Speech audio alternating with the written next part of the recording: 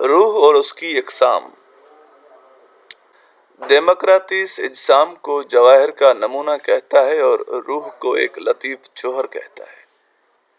Democracies का ये भी कहना है कि जब ये जवाहिर जिस्म से कम हो जाते हैं तो नींद की हालत तारी होती है, और जब तमाम जवाहिर खारिज हो जाते हैं तो मौत वाक़ हो जाती है। जबकि ये बात ना मंतकी एतबार से दुरुस्त है और ना साइंसी हवाले से। इब्न सीना के मुताबिक रूह अपनी असल हकीकत में एक आज़ाद और मुस्तकिल शय है, यानी रूह लाजवाल है।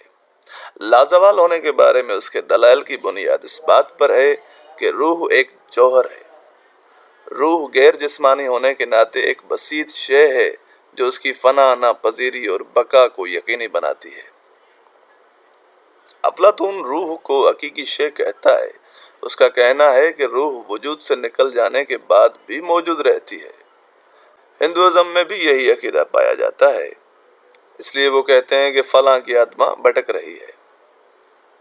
एबिकोर कहता है कि रूह इंसानी सालिमों के खास नज़्म व ज़ब्त का नाम है। जब ये नज़्म व ज़ब्त टूट जाए तो मौत वाक़ हो जाती है। फिसागोरस जिस्म को रूह का मकबरा कहता है, जिससे रूह आज़ाद होकर किसी दूसरे जिस्म में चली जाती है। हिंदू भी किसी हद तक इसी अकीदे के कायल हैं। किसी ज़माने में फिसागोरस हिंदुस्तान आए थे, फिर ये अकीदा उन्होंने हिंदुस्तान से लिया या हिंदुस्तान को दिया, इस पर कुछ कहा नहीं जा सकता। सुकरात तो इस बात का भी कायल था कि मौत के बाद रूह एक ऐसी जगह चली जाती है जहाँ उसे अबदियत हासिल हो जाती है। मुसलमानों का अकीदा भी यही है, जिसे हम हयात बादल मौत कहते हैं। अब रूह की अक़साम के बारे में बात करें तो रूह की अक़साम हैं कितनी?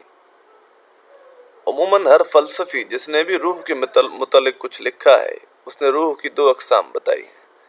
अरस्तु कहता है रूह के दो हिस्से हैं, एक बुलंद जो अक़ली है, दूसरा पस्त जो गैर अक़ली है। फ़लातिनूस कहता है रूह के दो हिस्से हैं, एक बुलंद जिसका ताल्लुक़ खैर से है, दूसरा ज़ेरी जिसका ताल्लुक़ शर से है।